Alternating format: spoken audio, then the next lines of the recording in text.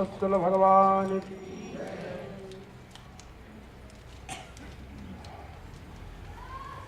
निगम कल्पतरोर्गलितं फलम् शुकमुखादमृतद्रव संयुतं पिबत भागवतं रसमालयम् मुहुरहो रसिकाः भुवि भावुकाः। नारे कहते हैं ये श्रीमद् भागवत रसस्वरूप इसको पियो। कहेंगे कि एक गिलास हम पी लेंगे तो समाप्त हो जाएगा।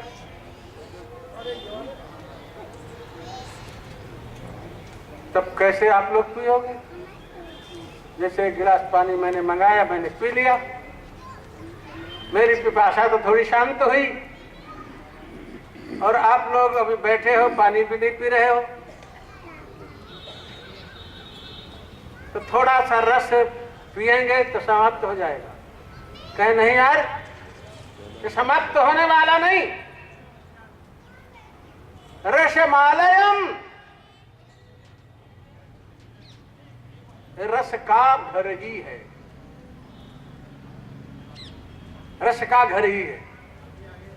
कहते हैं एक तरफ तो कह रहे हो वेद रूपी वृक्ष का पका हुआ फल है, दूसरी तरफ आप कह रहे हो कि रस पी जाओ। कैसे पी जाओ? फल कहीं पिया जाता है? फल तो खाया जाता है, भक्ष्य है, पेय नहीं है। कहें उसमें छिलका होगा, गुठली होगी, रेशा होगा। आम का ही फल ले लो, मधुर तो होगा उसका रस, लेकिन छिलका, गुठली, रेशा भी होगा। कैसे उसको पिए फल को? कहें भैया ये रसमालयम है, इसमें छिलका नहीं, गुठली नहीं, रेशा नहीं, ऐसा ये फल है कि इसमें लबालब रस ही है, दूसरा कुछ नहीं। कहे भैया ऐसा तो संभव नहीं है। कहे इसमें ऐसा ही रस है। क्यों? रस क्या है? रसो वैसा, देखो, रसो वैसा, रस क्या है?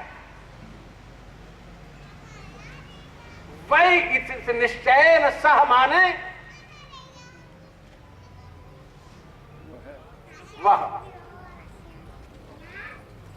वह कौन है?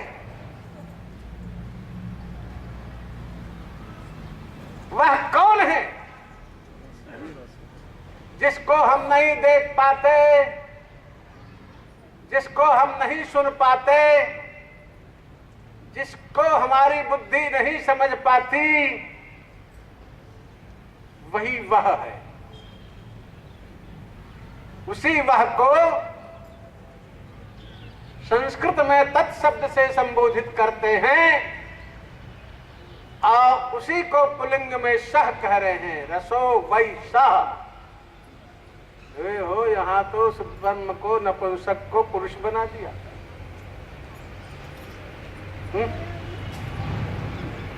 ब्रह्मत्वेन सह ब्रह्मत्वेन तत् नपुंसकः।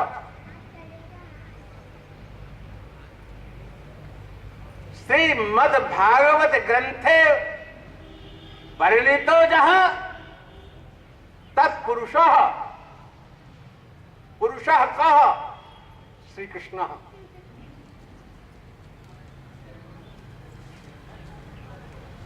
तरसो वै सह, वै इति निश्चयेन सह एव रसः। वह ही रस है, ब्रह्म रस है। मैं नहीं कहता, वो रस चलता है, वो रस नाचता है, वो रस खेलता है पुरुष रूप से, नपुंसक रूप से ब्रह्म बन करके वेदांतियों के चिंतन में रहता है, लेकिन जब वही रस चिंत्य होकर के आ जाता है तो पुरुष रूप से यहां प्रकट हो जाता है। वो खेलता है, चलता है, फिरता है, उठता है, बैठता है। मैं नहीं कहता हूं, ब्रजांगनाएं कहती हैं, गोपाल चंपूकार लिखते हैं, श्रेणु सखी कौतुकमेकम। गोपांगना एकत्रित हैं। एक सखी कहती है, अरे सखी एक कौतुक सुनो। श्रेणु सखी कौतुकमेकम नंदनितांगणे मया दृष्टम। अरे ठीक है, बता तो सही क्या है, क्या देखा है बाबानंद के आंगन में। श्रेणु सखी कौतुकमेकम नंदनितांगणे मया दृष्टम। क्या कि धूलि धूसरांगो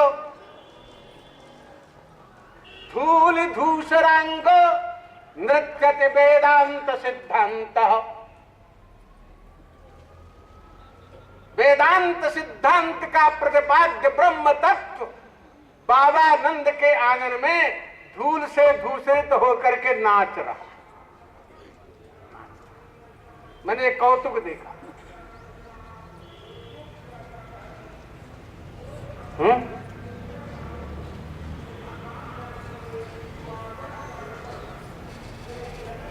तरसो वैसा, वह ही रसो है, रस स्वरूप है।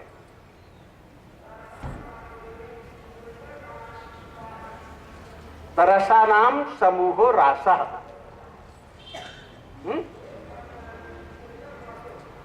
रस के समूह को रास कहते हैं। रसः श्री कृष्ण, रसानाम श्री कृष्णानाम समूहः रासः। जस्मिन् मंडले श्री कृष्ण स्वरूप रासः। इधर की तो नहीं कह सकते हैं। हम लोगों के यहां रास कही जाती थी, जिसकी गणना नहीं कर सकते थे वो उसको रास के रूप में कहते थे। अन्न के ढेर को गणना नहीं करते थे। हमारे यहां तो तौल करके भी नहीं रखते थे। वैसे खलिहान से आया और वैसे उठा करके देहरी में बंद कर दिया। देहरी हमारे यहाँ कहते थे कुठला को, बड़ी बड़ी कुठला होती थी, मिट्टी के गांव में बनते थे, उसमें भी डाल देते, तौल के नहीं डालते। बोरी बंद करके तौल करके नहीं रखते थे, बाजार नहीं भेजते। 2-2, 3-3 वर्ष पुराना अनाज खाते थे। जिस घर में प्रत्येक वर्ष का ताजा अनाज खाते थे, अरे महादरिद्र है तो कुछ नहीं। नारायण तो वो रास उसको कहते थे। ऐसे यहां रसो वै ब्रह्म सह रूपेण कृष्ण, अब कृष्णानाम समूहो रासः। अब कृष्णानाम रासानाम समूहो महारासः। जस्मिन् रास मंडले श्री कृष्णस्य गणना न भवति, तस्मिन् रास मंडले श्री कृष्ण एव महारस स्वरूपेण महारास मंडले लीलाम विधाते।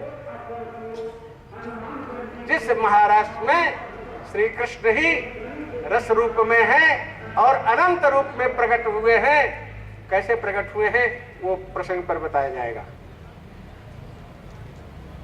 तो कहते ये रस ही रस है, रस का घर है, ये पूर्ण रस है। पूर्णमदः पूर्णमिदं पूर्णात् पूर्णमुदच्यते पूर्णस्य पूर्णमादाय पूर्णमेवावशिष्यते। नारायण इसमें से खूब लेते रहो, देते रहो, लेते रहो, देते रहो, कभी खत्म होने वाला नहीं, समाप्त तो नहीं होता। भागवत रस और भागवत रूप रस को पीते जाओ, पीते जाओ। कब? रसमालयम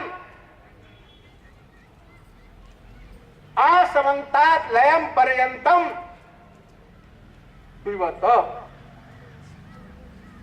जब तक की पूर्ण आनंदानुभूति, ब्रह्मा आनंदानुभूति न हो जाए तब तक पीते रहो, पीते रहो।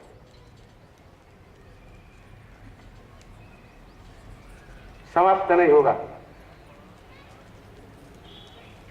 कहो भैया एक दिन तो पी लेंगे फिर नहीं मिलेगा कभी जीवन में ना। कहते हैं मोह मोह मोह मोह, बार बार पियो, बार बार पियो, प्रतिवर्ष पियो, 2 वर्ष गैप किया, गैप मत करो ना। 2 वर्ष जो बंद कर दिया तो बंद मत करो, निरंतर चलाओ, जब तक जीवन रहे तब तक चलाओ। हाँ? समाप्ति ही नहीं होता, समाप्त नहीं होता है, समाप्त नहीं होता है।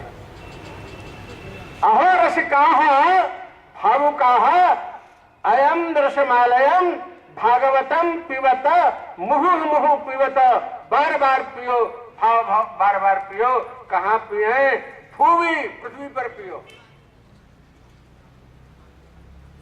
और कहीं नहीं मिलेगा ये। स्वर्ग में नहीं मिलेगा, स्वर्ग लोक में देवभोग का अमृत मिलेगा, जिसको भोग करके एक कल्प की आयु पूर्ण करके फिर क्षीणे पूर्णे मृत्युलोकम विशन्ति, वो अमृत ये नहीं है। ये पृथ्वी पर भागवत अमृत मिलेगा, वहां नहीं मिलेगा। अरे वैकुंठ में नहीं मिलेगा।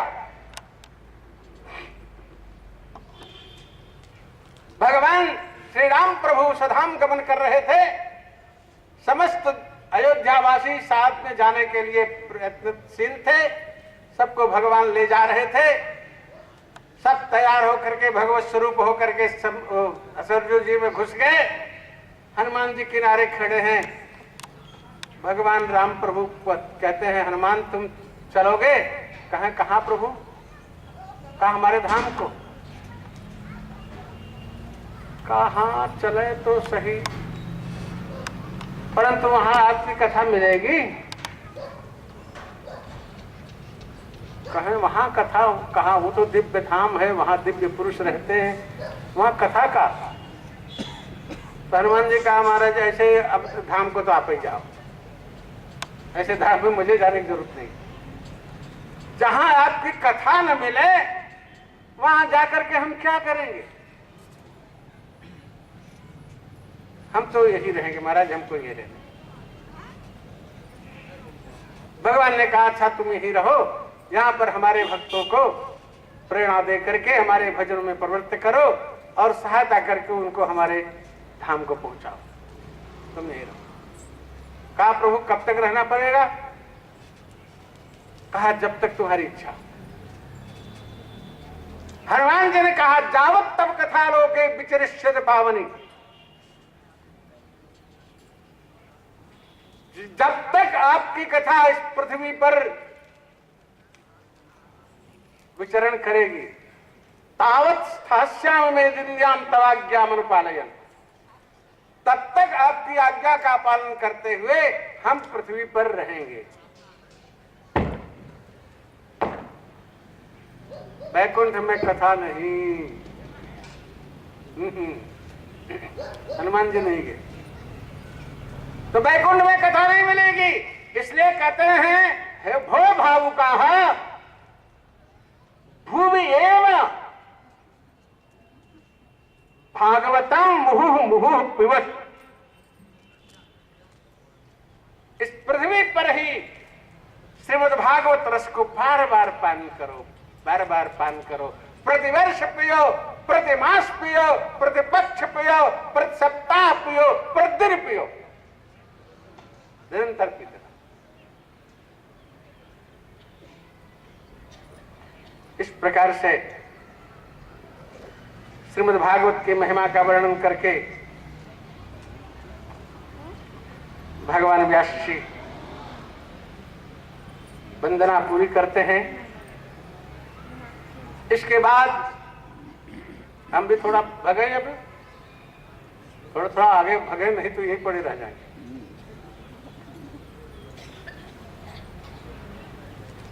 नैमिषारण्य क्षेत्र में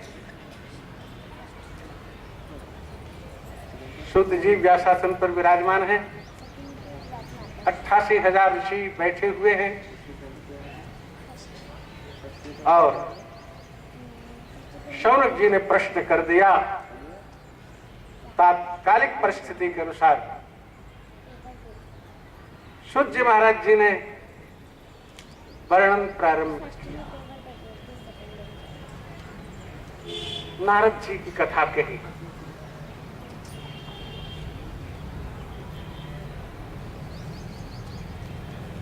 धीरे धीरे नारद जी के पूरे पूर्व जन्म की कथा और फिर शरीर का परित्याग, फिर दूसरे जन्म में ब्रह्मपुत्र होना, ये कथा कहने के बाद नारद जी जब कृपा ब्रह्मा की प्राप्ति के भागवत का श्रवण किया, भागवत का उपदेश प्राप्त किया, उसके बाद श्रवण करते हुए बद्रिकाश्रम में पधारते। नारायण बद्रिकाश्रम में व्यास जी महाराज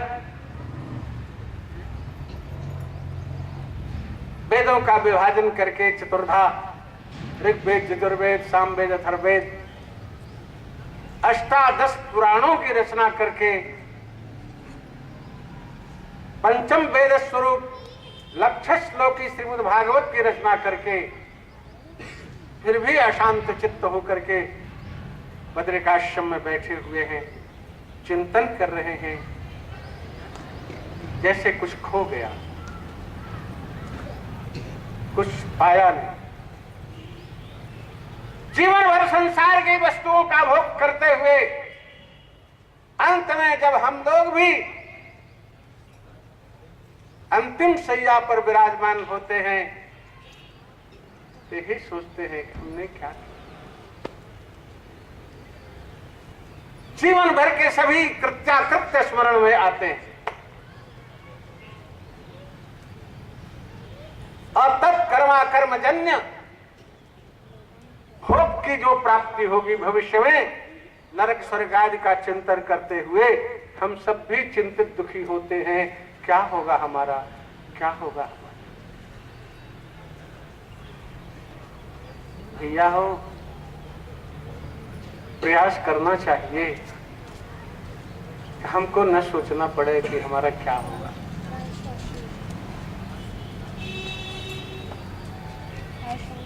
हम अपना भी सुधारें और दूसरे का भी सुधारने का प्रयास करें।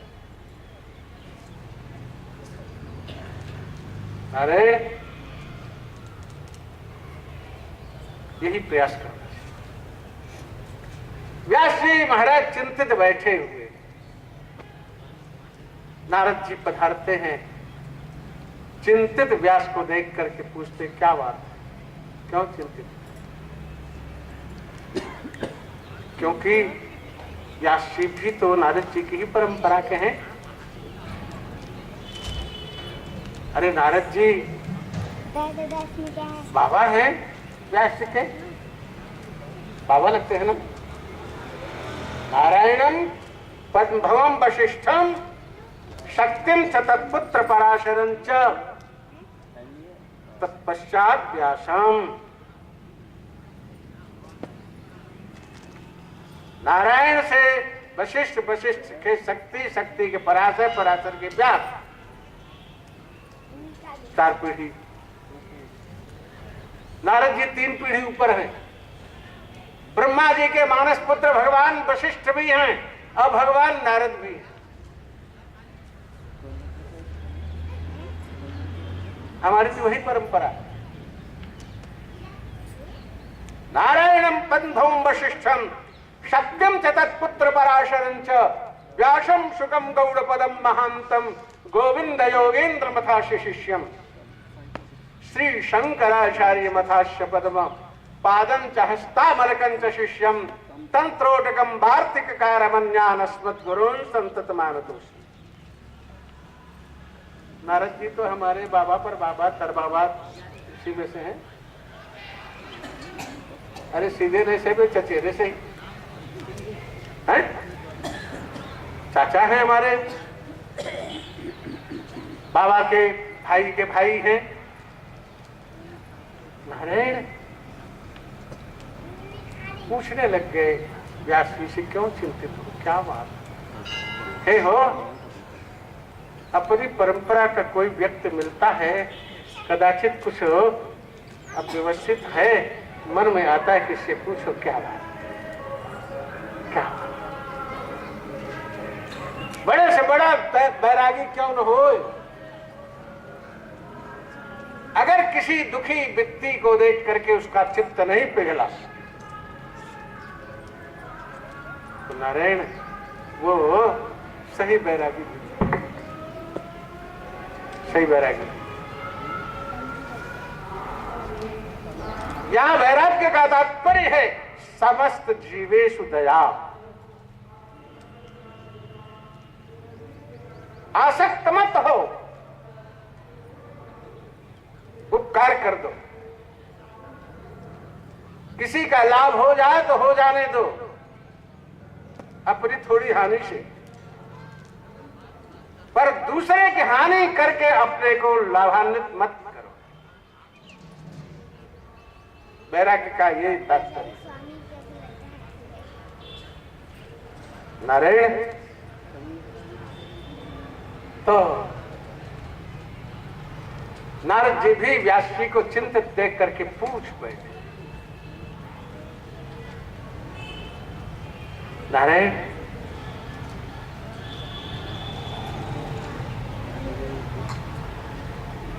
व्यास जी ने अपनी व्यथा का वर्णन कर, व्यथा का वर्णन किया।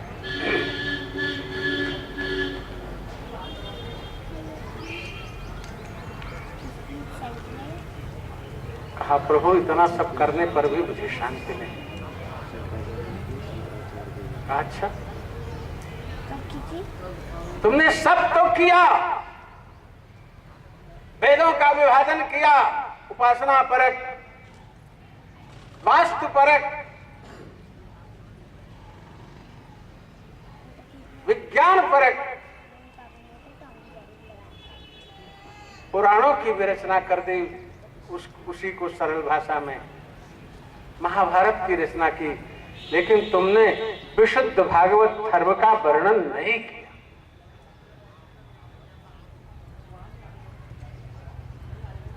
एक बात मैं कह दूं, लोग श्रीमद् भागवत को अष्टादश पुराण के अंतर्गत मानते हैं, कहते हैं और लिखा भी है, पर मेरी धारणा इसके अतिरिक्त है।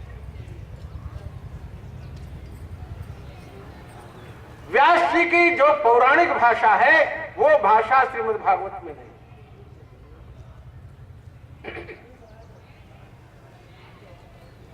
देख लो सब पढ़ कर। तो मेरी मान्यता है अष्टादश पुराण के अंतर्गत देवी भागवत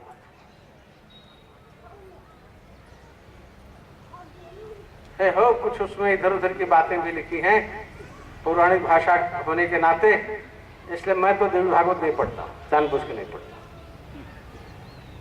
सुना है कि उसमें सुखदेव जी को गृहस्थ भी बताया। श्रीमद् भागवत में जो सुखदेव परमहंस शिरोमणि के रूप में वर्णित किए जाते हैं, वहां एक सामान्य गृहस्थ के रूप में वर्णन किए जाते हैं। ऐसी कथाएं हैं, मैंने सुना है, पढ़ा नहीं है, लेकिन पढ़ने की इच्छा नहीं होती। मैं प्रणाम कर लेता हूं। महाराज जी व्यास और सुखदेव भी तो और भी कई हुए हैं, बहुत से हुए हैं। आपका समाधान बहुत सुंदर है। हमें तो सुखदेव शब्द से मतलब है। तो नारायण अष्टादश पुराण के अंतर्गत हम देवी भागवत को मानते हैं।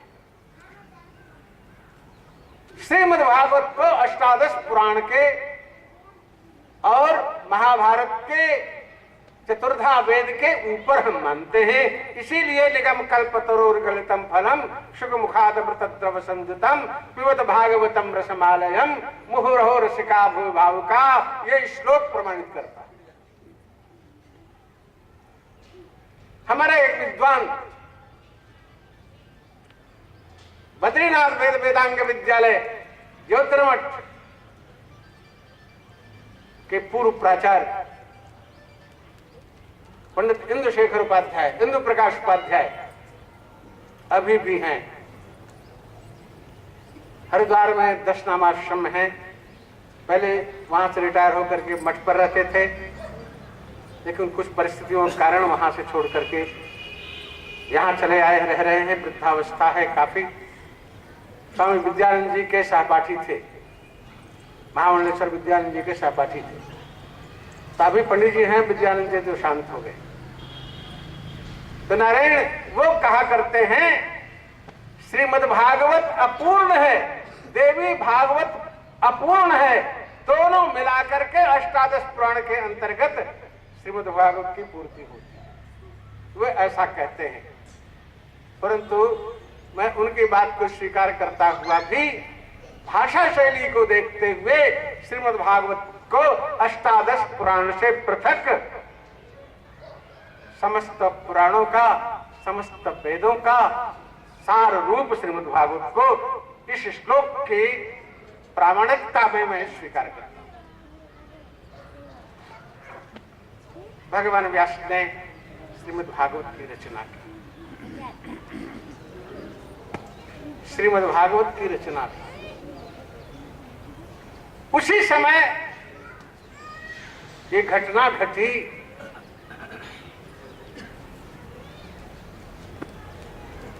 रचना करने के बाद उनके मन में आया, हमने इतना बड़ा ग्रंथ तो रच दिया,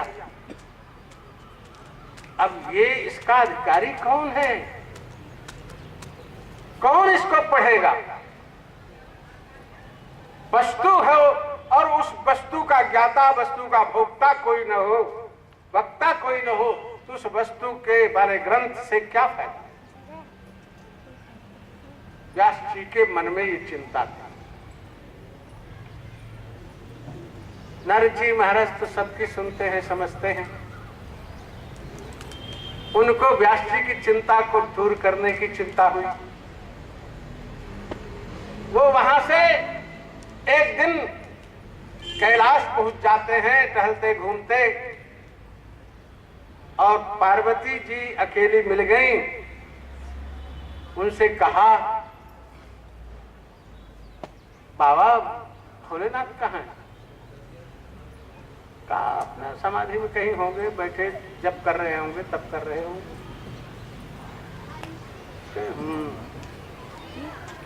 झगड़ा लगाने वाले कहते हैं कहा हूं महाराज, क्या बात है? क्या लगता है तुमसे कुछ छिपाव दुराव करते हैं, दूरी रखते हैं, कुछ छिपाते हैं, तुमसे दूर रहना चाहते हैं। नहीं, ऐसी बात तो नहीं, हमसे कोई छिपा दुराव तो नहीं करते। कहा तो ये बताओ, छिपा दुराव नहीं करते हैं तो तुमको कभी अमर कथा सुनाया? कहा अमर कथा क्या है महाराज? कहा जिसको सुनकर के लोग अमर हो जाते हैं वो अमर कथा है। तुमको कभी सुनाया शंकर जी ने? कहा नहीं सुनाया। तो यही तो कहता हूं तुमसे छिपाव दुराव करते हैं। अब इतना कह करके थे तो महात्मा चल रही है। अब मातृशक्ति का जो स्वरूप है, पार्वती जी अपने स्वरूप में आएगी। अब कोप करके बैठ गई। भगवान शंकर आए, देखा ये तो कुपित बैठी है। पार्षदों से पूछा क्यों, क्या बात है, काहे पे नाराज बैठी हैं? कोई आया था क्या? कहाँ? गुरु जी महाराज आए थे नारद जी? कहा अच्छा, तो कहा कुछ मंत्र दे गए हैं लगता है गुरु जी महाराज। कहा देवी क्या बात है, क्यों नाराज हो, क्या बात है? कहा आप बोलना नहीं मुझसे, मुझे छल कपट अच्छा नहीं लगता, मैं आपकी धर्मपत्नी हूं, मुझसे आप छिपाते हैं, मुझसे आप दूरी बनाए रखते हैं, क्या यही गृहस्थ धर्म है? आखिर बात क्या है बताओ तो सही। क्या आपने कभी मुझे अमर कथा सुनाया? भगवान शंकर ने कहा तुमने कभी पूछा नहीं और मैंने कभी बताया नहीं। ना पृष्ठम कश्चित ब्रूयात्, बिना पूछे किसी को कोई बात नहीं बतानी चाहिए। बिना पूछे बताने पर उस बात का कोई महत्व नहीं होता है, लोग अवॉइड कर देते, उपेक्षा कर देते। इसलिए जब कोई पूछे तब बताना चाहिए। लोग कहते महाराज जी कुछ उपदेश दीजिए। क्या उपदेश दें? तुम्हें कोई जरूरत है? तुम्हें जरूरत हो तो पूछो, हम बताएं। और तुम्हें जरूरत नहीं, हम बकते चले, उसका क्या प्रभाव तुम्हारे ऊपर? बाबा जी आए, बोले और चले गए। शंकर जी ने कहा तुमने कभी पूछा नहीं और हमने बताया नहीं। खैर तुम आज पूछ रही हो, चलो हम तुमको कथा सुनाते हैं। पार्वती जी कथा के लिए बैठ गए और भोले बाबा कथा करने के लिए बैठ गए। नंदी से कहा दे कि अब कोई है तो नहीं, अब तुम सब लोग भी बाहर हो जाओ। भगवान शंकर ने प्रेरणा दी, सब जीव उस क्षेत्र से बाहर हो गए। सब तो चले गए, परंतु एक वृक्ष के कोटर में एक सुकी का अंडा पड़ा हुआ, वो बेचारा कैसे जाए? सुकी भी उड़ के चली गई, लेकिन अंडा तो जा नहीं सकता, उसमें जाने की क्षमता नहीं थी, वो बेचारा वहीं पड़ा। ठीक है, कोई नहीं है। शंकर जी ने कथा सुनाना प्रारंभ किया। कहा देखो पार्वती जी, मेरी आंख तो रहेगी बंद और तुम सुन रही को नहीं सुन रही हो, मुझे कैसे पता चलेगा? इसलिए मेरे प्रत्येक वाक्य पर तुम हुकारी भरते रहना। नारायण कहाँ रे? कथा प्रारंभ हो गई। पार्वती जी ने हुकारी भरना शुरू किया। कथा चलते चलते चलते चलते जो देवी जी का स्वरूप है, जा देवी सर्वभूतेषु निद्रारूपेण संस्थिता, नमस्तस्यै नमस्तस्यै नमस्तस्यै नमो नमः। नारायण, और चाहे नींद आवे चाहे ना आवे, रात भर तारे गिनते पड़े रहेंगे, नींद नहीं आवेगी, लेकिन कथा में बैठेंगे तो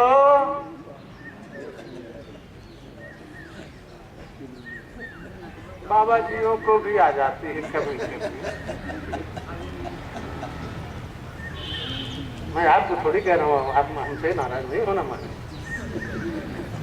मैं तो किसी बाबा जी को कह रहा हूँ और कभी कभी आ जाती है। सुना रहे? भगवती पार्वती को भी निद्रा आया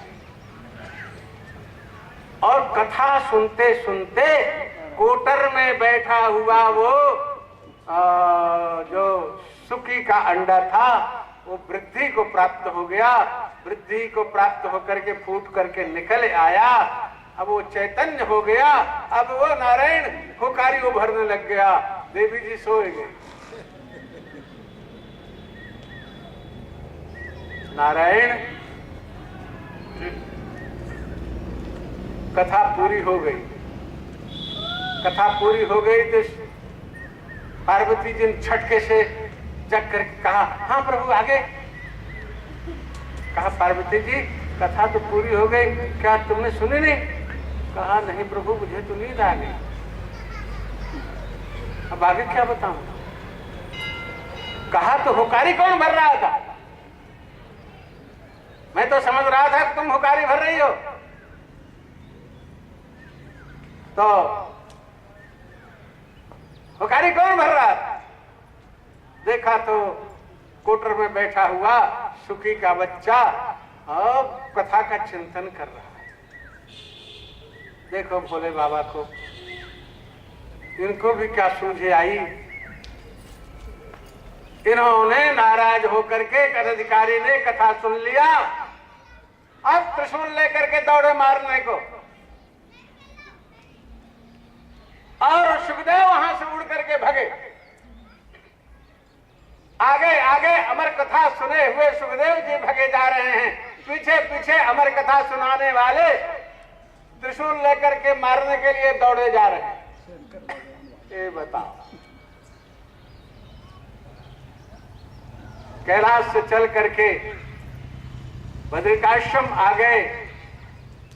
माता अरणी व्यास पत्नी सायंकाल का समय नारायण जम्हाई ले रही थी, जैसे मुंह फाड़ा उनके मुख में घुस गए बाबा सुखदेव जी महाराज। पीछे शंकर जी आए दौड़ते हुए, त्रिशूल लिए है। क्या बात है महाराज, क्या बात है? बाबा शंकर बाबा क्या बात है? व्यास जी ने कहा तुम्हारे घर में हमारा चोर आया। कहा, हमारे घर में तुम्हारा चोर महाराज कैसे? कहा, अभी सुख का बच्चा आया है। कहा, महाराज क्या चोरी की उसने? कहा, उसने चोरी से अमर कथा सुन ली। कहा, भोले बाबा आप ही कह रहे हो उसने अमर कथा सुन ली? कैसे भी सुनी, चोरी से सुनी, प्रत्यक्ष सुनी, सुनी तो उसने। आप ही कह रहे हो कि अमर कथा सुनी है और आप ही उसको मारने चले हो। आपके द्वारा उसने अमर कथा सुना है और आप ही मारने चल रहे हो। अब कैसे मरेगा ये बताओ? या तो आप मारोगे तो अमर कथा व्यर्थ है, आपका सुनाना व्यर्थ है। अब तो उसने सुन लिया महाराज, अब उस पर कृपा करो, पधार। भगवान शिव का भी दिमाग को ठंडा हुआ, चिंतन किए तो अब तो सुन ही लिया है, अब छोड़ो, लौटो कैलाश चले गए। यहाँ ये महात्मा गर्भ में ही बैठे हैं, आराम से भजन कर रहे हैं। 1 साल बीता, 2 साल बीता, 3 साल बीता, अरे राम राम 12 वर्ष बीत गया, माँ के गर्भ में बैठे। व्यास जी कहते, भैया कौन हो? ऐसे कौन से जीव हो जो अपने माता को इतना कष्ट दे रहे हो? निकल आए हो ना, बाहर निकल आओ। कहा, नहीं महाराज मैं बाहर नहीं निकलूंगा, बाहर निकलूंगा तो मुझे माया व्याप्त हो जाएगी। मैं यहाँ इस गर्भ गुहा में बड़े आनंद से हूँ, मैं भगवान का भजन कर रहा हूँ, मुझे और कोई बाकी चिंता नहीं है, मुझे तो यही रहने दो। बहुत कहने पर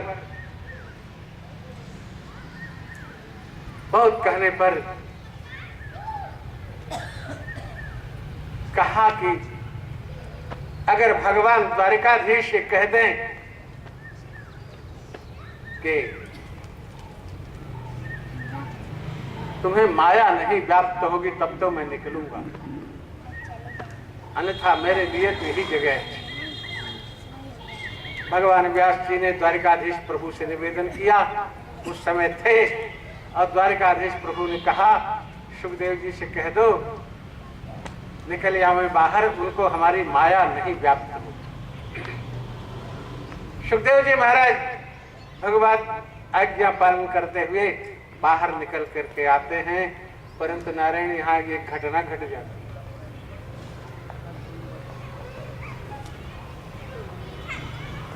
नांदे मुख श्राद्ध नहीं, नारोच्छेदन संस्कार नहीं, कोई संस्कार नहीं,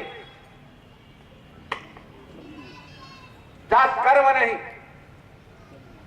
नार विवाह सहित चल दिए।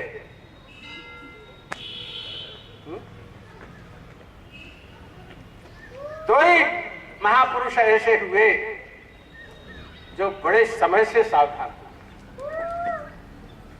समर्थ स्वामी रामदास महाराष्ट्र प्रांत में अच्छे संत हो चुके हैं, जिन्होंने भारत में हिंदू राष्ट्र की कल्पना की थी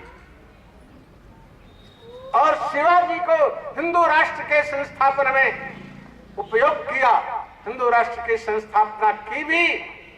लेकिन धन्य है हम भारतवासी, हम लोग उस हिंदू राष्ट्र की कल्पना को साकार करने में उपक्रम नहीं कर सके। हमने अभी तक हिंदू राष्ट्र नहीं बनाया देश में। कौन कहे हिंदू राष्ट्र बनने के लिए? ये तो धीरे धीरे इस्लामिक राष्ट्र और ईसाई राष्ट्र बनने के लिए अग्रसर होता चला जा रहा है स्वतंत्रता के पश्चात। स्वतंत्रता काल में ये मुस्लिम राष्ट्र नहीं बन पाया, ईसाई राष्ट्र नहीं बन पाया, लेकिन स्वतंत्रता के पश्चात ये भारत जो कुछ बचा खुचा है, ये ईसाई राष्ट्र और इस्लामिक राष्ट्र बनने की तरफ अग्रसर होता चला जा रहा है। हम कहते हैं भारत हिंदू राष्ट्र हो, लेकिन हमारी क्रिया में बहुत अंतर है, हमारी वाणी में बहुत अंतर है। इतिहास कभी हम सबको क्षमा नहीं करेगा। नारायण तो समर्थ स्वामी रामदास बचपन में विवाह के लिए गए, विवाह मंडप में बैठे हैं और जैसे बालकों को निद्रा आ जाती है, ऐसे कुछ निद्रा आ रही थी। पहले भैया 12-15 वर्ष 14 वर्ष तक विवाह हो जाता था, 32, 40, 50 वर्ष में विवाह नहीं होता था। तो बालक थे तो उनको निद्रा आई होगी या प्रतीत हुआ होगा लोगों को। ब्राह्मणों ने कहा सावधान सावधान, 3 बार कहा सावधान सावधान, और समर्थ सावधान हो गए। उठ के खड़े हुए, धीरे से विवाह मंडप से घूमे, निकल करके बाहर आए, कुछ दूर पीछे चले। लोगों ने समझा लक्षण का जा रहा होगा बालक, वहां से और आगे बढ़े थे, हुआ हो सकता है पेट खराब हो गया हो, और भीतर अंधेरे में घुसे, भागते भागते भागते भागते रात भर में तो 10-12 कोस बाहर निकल गए। समर्थ स्वामी सावधान हो गए और वहां से चलते चलते आते हैं नासिक में। नासिक में गोदावरी और एक नदी का संगम है, संगम कुछ पार गांव है, उस गांव में आते हैं। वहां पर गोबर के हनुमान जी की मूर्ति बनाया और उसकी पूजा करते हुए 12 वर्ष तक तपस्या। आज भी वो गोबर के बने हुए हनुमान जी वहां विराजमान हैं। भक्त लोग उनका पूजन बंदन करते हैं। मैं तो समझता हूँ भगवान की कृपा से दर्शन करने का अवसर मिल गया था मुझे। अस्तु, तो समर्थ स्वामी रामदास जी उस समय सावधान हो गए और भगवान सुखदेव जी जन्म लेते ही सावधान हो गए। चल दिए। व्यास जी लिखते हैं, महात्मा में भी आया था, वहां मैंने इसको स्पर्श नहीं किया। जम प्रव्रजंतम अनुपेतमपेत कृत्यम दैपायनो विरह का तरया जुहाव पुत्रेति तन्मयतया तरवोभिनेदु तम सर्वभूत हृदयम मुनिमानतोस्मि। नारायण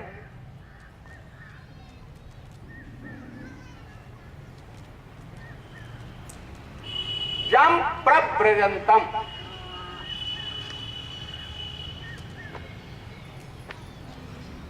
जम अनपेतम प्रव्रजंतम,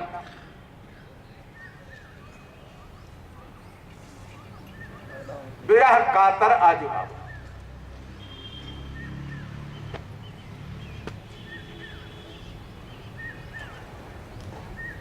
अपेत कृत्यम,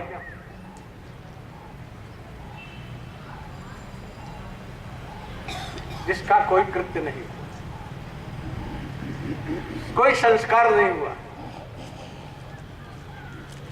जन्म लेते ही अपेत कृत्य जो हैं, संस्कार रहित जो हैं, उनके लिए वो प्रव्रजन करते हैं।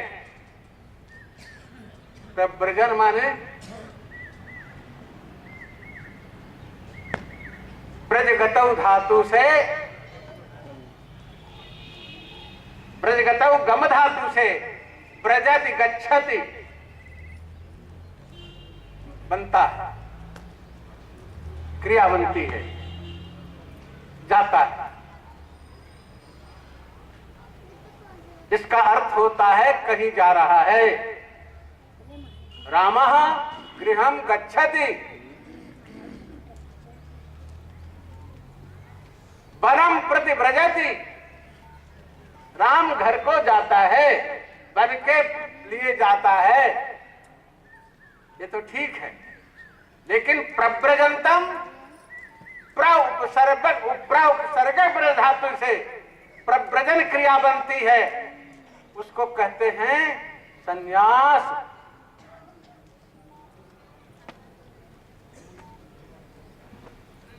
गंतव्य स्थान निश्चित नहीं है, जिसका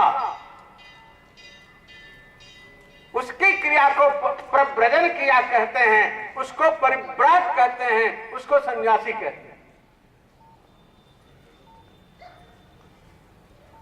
हम लोग तो आश्रम ही सन्यासी,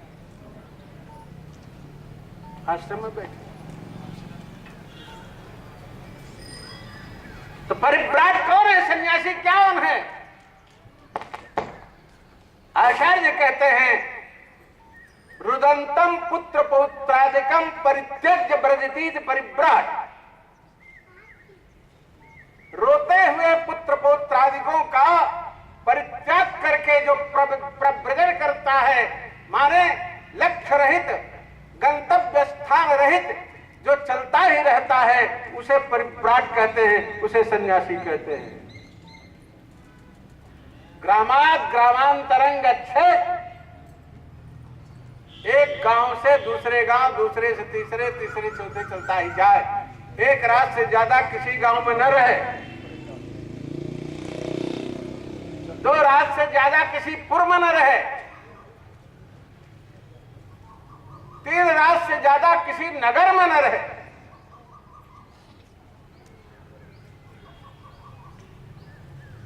अरे हल्द्वानी में तो हम 8-10 दिन पड़े रहे। आप तो कुटीचक हैं। हाँ जी, कुटीचक।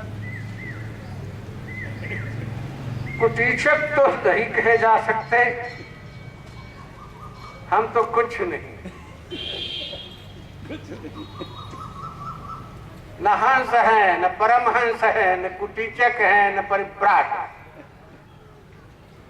हम हैं इन सबके प्रचारक, इन सबके निदेशक। हमारी ड्यूटी है, आचार्य परंपरा से हमको ड्यूटी मिली है। ये ड्यूटी करने वाला अपनी पोशाक पहन करके ड्यूटी करता है, तो हमें तो उसके संरक्षण का दायित्व मिला है। हम कुछ नहीं है, हमारा कुछ नहीं, हम तो गुरुचरणों की आज्ञा का पालन कर रहे हैं। कदाचित ये सौभाग्य मिले कोई रिलीवर हमारा हो, तो शायद परिव्राट बन जाए जीवन में। लेकिन जब तक रिलीवर नहीं मिलेगा, तब तक तो ड्यूटी करनी ही पड़ेगी। आसमंता जीवनम, जीवन पर्यंत। मैं भी प्रार्थना करता हूं भगवान से कि मुझे अच्छा कोई रिलीवर दे दो और मैं अवकाश प्राप्त कर कुछ अपने भी धर्म का पालन कर लूं। लेकिन वो जैसा चाहते हैं वैसा होगा। मैं कौन हूं